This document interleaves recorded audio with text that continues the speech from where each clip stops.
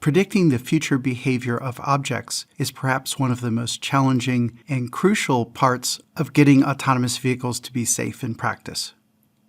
Simplistically, the idea is not so complicated. There's the idea of free space. This is space devoid of objects, and that defines the available drivable area. The idea is if you go where the free space is, you'll be safe. But there's a catch. For all but the slowest vehicles operating in the most benign environments, knowing where the free space is right now isn't good enough. You need to know where the free space is going to be when the vehicle gets there. And the more congested and chaotic the environment and the faster the vehicle is going, the more difficult that is to predict where the free space is going to be. Prediction often does not show up explicitly on an autonomy pipeline.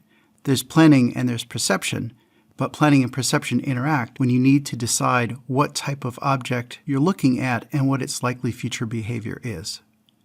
While some systems simply do extrapolation of current path, you say, well, there's a car and it's going 30 miles an hour in a particular direction. Probably it's going to keep going at about that speed and about that same direction.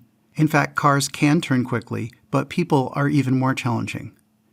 Here's a picture of a person on a street corner right next to a crossing walk. In this case, the classification system failed to classify it as a person, probably distracted by the garbage can, the light pole, and the sharp vertical lines of the scaffolding behind. A human driver, which was me in this case, would look at that person and say, well, that person's probably not going to go anywhere. Looks like the person is looking for something behind me, possibly a bus, hands in pocket, relaxed posture, does not look like he's about to jump into the roadway.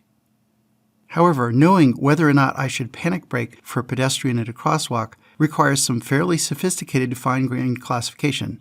Not only do I have to recognize that it's a person and not part of the trash bin, I have to interpret the intent of the person from body language, facial expression, posture, and context.